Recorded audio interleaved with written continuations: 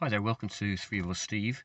Yeah, this is the second part of the video, repairing and doing maintenance on a 4MT. I think I mentioned in the first video about the two very small ball bearings. One fits in a little housing at the top and there's a housing at the bottom. I wasn't sure if there should be one in the bottom, but I've had a very good look at all the drawings of all the different locomotives, and they all ones that motor type with the vertical um, armature. They all have a bearing in the bottom sort of receptacle where the arm fits, and also in the top. And I'm pretty sure the locomotive that we're working on has one as well because of the way the armature fits into it. I think if there wasn't one in there, it would drop lower. I have tried putting one in and it just makes it too high, so I'm assuming there is one in there. Anyway, here's the rest of the video. Okay, so we'll just get this rear bogie reattached with the brass screw that I've got attached to my screwdriver, or will have attached to my screwdriver in a minute. So just get that back in again. Just it's quite handy because I think my screwdriver is slightly magnetized, so it's quite easy to pop things on the end of it and then use it to screw them in. So yeah, we'll just get this in.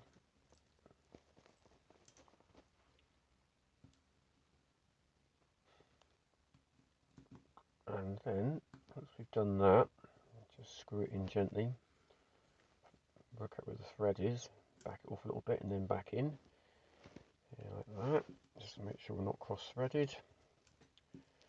And then just gently screw it up and make sure it nips up. It's not quite there yet, so just give it a little bit of an extra twist, and that should be it.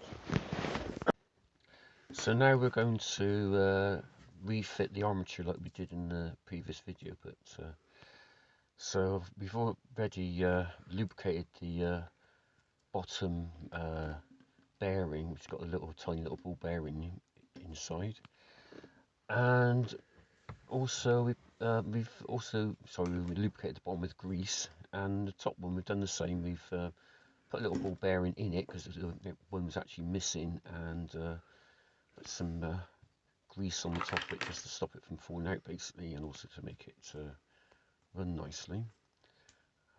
So just going to yeah, so I was just pop a bit of grease in there. I had put some in, but I think I'd washed it out when I cleaned it, unfortunately. But I have checked, there is a bearing actually in there. Shone very strong light into it, and you can just about see it's in there. So yeah, so just pop a bit of grease on the bottom, and then in a second we'll just pop the armature back in. You can see everything's nice and clean now. So hopefully it'll go back in nice and easily like it did before. Sometimes they don't. Finding the hole at the bottom is quite tricky because it's quite a dark area. Even with good lighting, it's quite hard to locate it. But you need to sort of also get the bottom of the armature in the hole and also mesh it with the gears as well, so it's all engaged properly. So once you've done that, then you can put the top bearing back in again.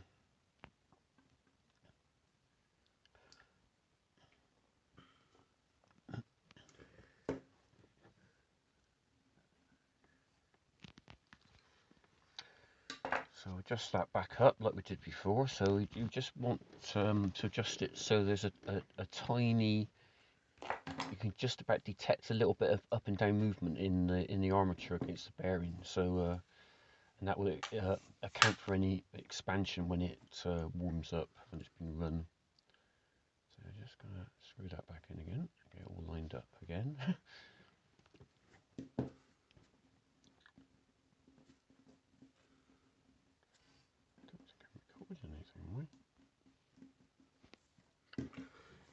Yeah, so that's good. So I need to get adjusted and get the locking nut back on the top again, just to make sure it all stays in place and doesn't move.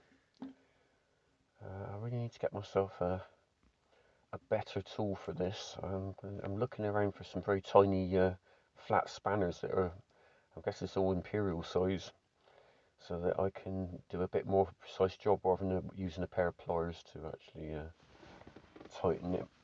It's not the best way of doing it really, but I'm looking into that at the moment. So I've got it adjusted. I'm fairly happy with that. So just put the locking nut back on the top. And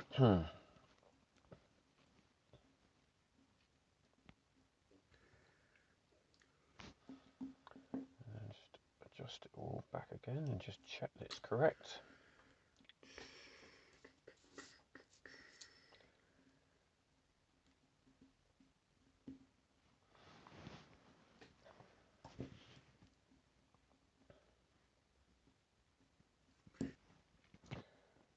So that all looks good. Got the locking nut back on. Maybe a little bit more.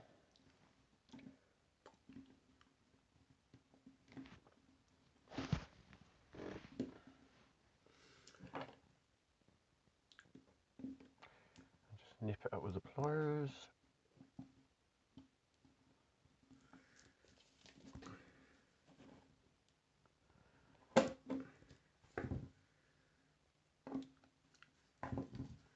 Check it doesn't move. Check the adjustment is still the same, which I'm quite happy with. Okay, on to the next thing. So we're just going to actually, because we've cleaned it with electrical cleaner, we've stripped out all the grease that's lubricating all the parts in the locomotive. So we need to go back over and replace all the oil that we've taken out. So it's literally one tiny little dab of oil on each moving part. And you've got to be quite thorough, you don't make sure you don't miss any of them out. But you also got to bear in mind you don't want, you just apply the tiniest amount of oil to each moving part, and then that way it will work properly, but you won't end up with oil getting everywhere, which you really don't want. So now I'm going to put the brushes back into the motor. So obviously the brush goes in first, followed by the spring.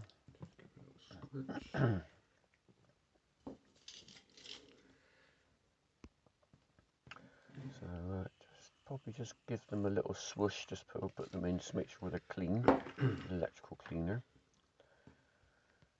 And then just pop them back in. I try and make sure they go in the same hole they came out of. That's why I keep a note of which is which, because then they should bed down more easily if they go to where they originally were. As you can see, my little contact that takes the power from the middle rail to the motor is snapped off, which is a bit unfortunate. So I'll have to solder it back on again. So I'm just putting the rear brush back in, and just put a little brass peg back on top just to hold it in place. And so those brushes just connect with the commutator in the magnetic field created by the magnet, and that's kind of, can't exactly explain the physics of it, but that's kind of how it all works. So I just need to solder this back on again, so I'm just going to put some flux on the contact on the locomotive, and also I just need to strip a bit of the insulation from the wire to the peg off, so I can flux the other end of it, and so I can solder it back on again. So I'm just going to remove a bit of the insulation, just leave a little bit of exposed metal. Just going to solder that up. So I'll tin both ends, so a bit of flux on there. I use this kind of quite sticky flux. I've got liquid flux as well, it's a lot neater, but when you want to do sort of a quick job and you want to stay where it is, this stuff is quite useful because it just sticks there. So I show you, I've got the service sheet on the on one of my tablets, which is quite useful to refer to. and you can download these online, and they are a mine of information. So I'm just going to wait for my soldering iron to heat up. So while I do that, I'm going to put the shunt in. Now the shunt is designed to be able to adjust how far the magnet is away from the motor. So it consists of a plate. So it sits. It's a steel plate that sits behind the magnet, and behind that is a spring, and then you have an adjuster screw which screws into the plate through the brass spring. And by turning that, you can make small adjustments to how far the magnet is away from the motor. And there is an actual hole in the body of the locomotive, so you don't have to take it apart to move this thing. I probably will have to take it off again in a minute when I magnetise it, but I thought I'd just do like a test fit for now, just to see how it all goes together, and so I had a good look at my drawing just to make sure I got pieces going around the right way. So I put the original magnet back in, and according to the drawing, the red dot should be on the right hand side of the locomotive. I think I've got it in the wrong way actually, but I'll deal with that when before I magnetise the motor, so I know I have to take this thing out again anyway. So yeah, the red dot should be on the right hand side as you look at the locomotive. Right, I think my soldering iron must be getting there by now. So once I've got this back together, I will attempt to solder that piece of wire back on. Just going to tighten that up a minute.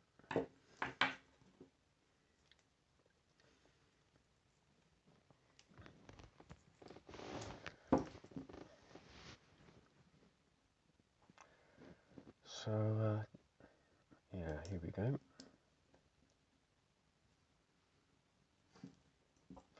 So just fitting the pull pieces back onto the side of the locomotive. They can only fit on one way, so you can't get them around the wrong way because there's slots at the top that fit into the side of the locomotive chassis. And then I'm just going to pop this brass bolt back in, which holds it all together. Which again, I'll probably have to take out when I magnetise it.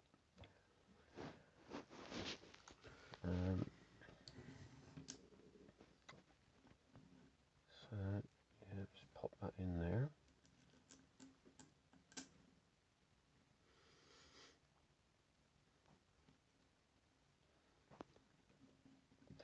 Again, I don't think it really matters which way it goes in, but I will.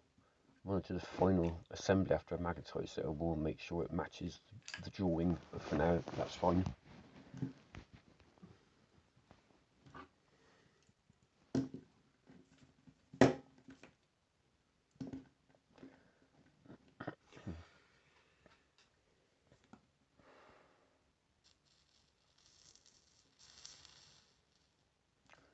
So I'm just going to, yeah, I'm just putting a bit of tin in the end of the wire, so it kind of makes it easier to solder it back on again.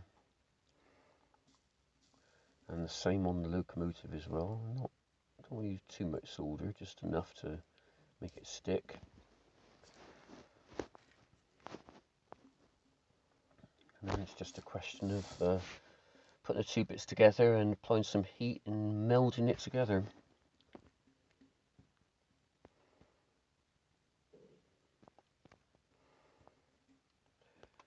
Yeah, sometimes they go on perfectly first time, other times you end up with a big sort of enormous lump of solder, which is not great. But hopefully this will pop back together nicely.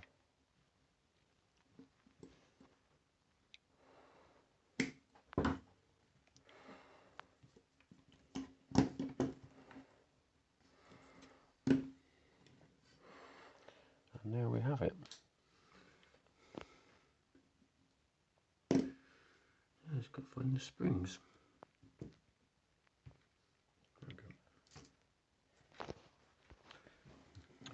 So I just put the brush and the spring back in again.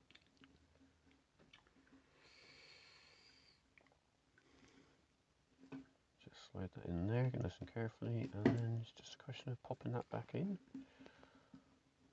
And there we go, it's all complete. Okay, so got all back together. Now we just need to refit the bogies back onto the chassis. So just looking at it.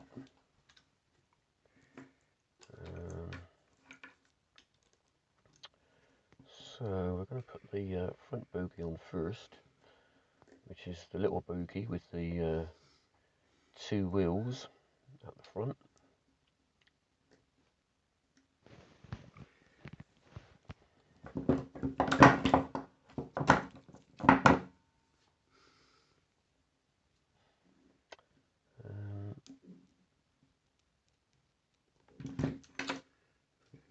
So that's back on again.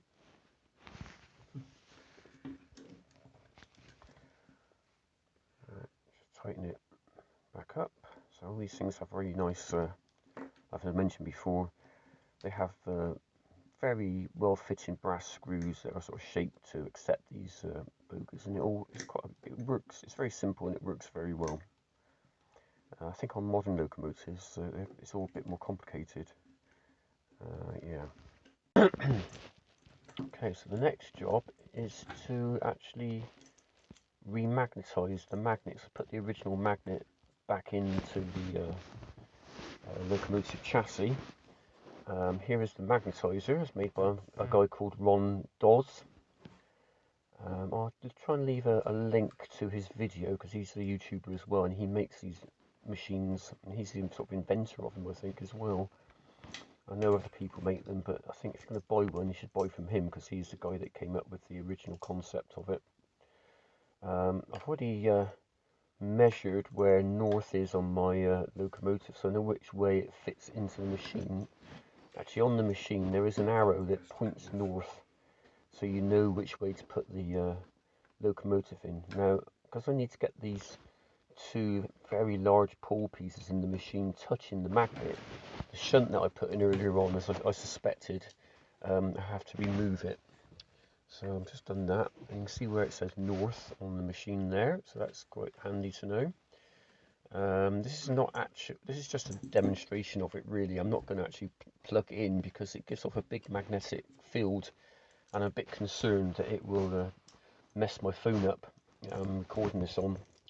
So yeah, so I'll just show you roughly how it fits in. So you basically stick it in the machine, and you press, there's a button that you press, and that pulls the magnets in, and once the magnets are sticking, you can see that button I'm pressing on the left hand side, then you press it again. So you press it once to get the magnets touching or actually properly connected to the magnet, and then the second time you give it another second and that magnetizes it.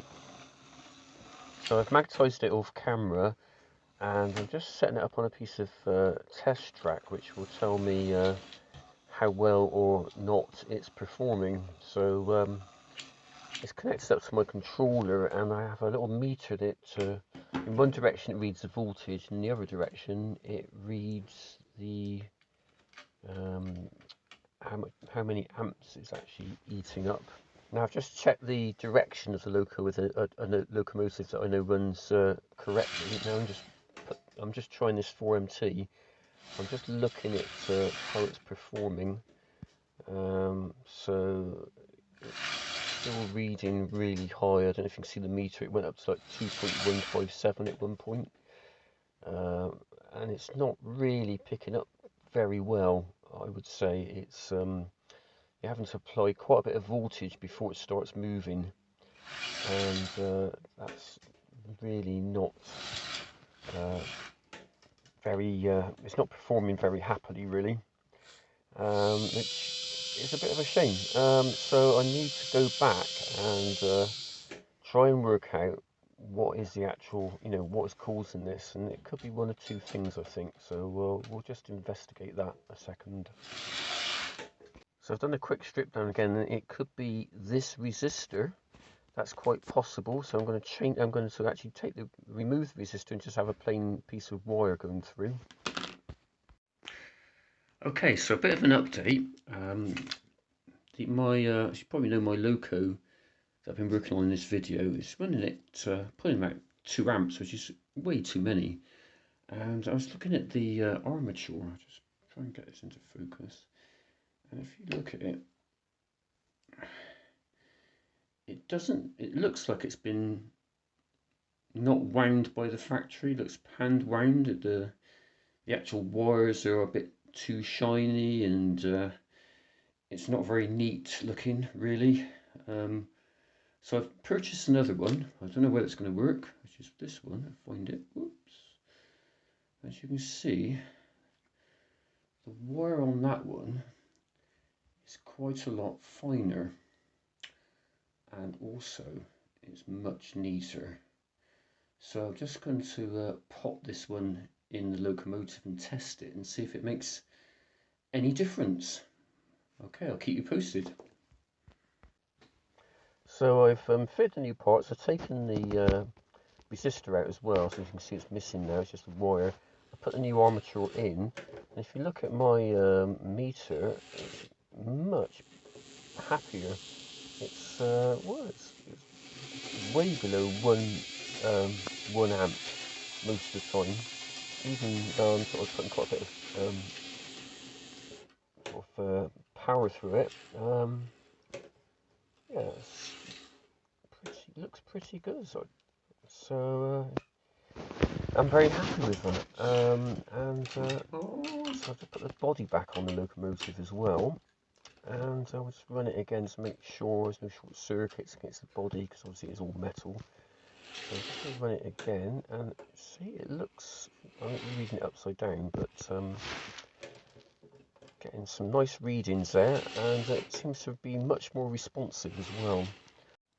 So finally, mystery solved. The problem in the end was the armature. I think it had been someone actually repaired it, hand rewound it, and that's what messed up all the ampage rates. And probably the resistor probably could have left it on there, but it doesn't.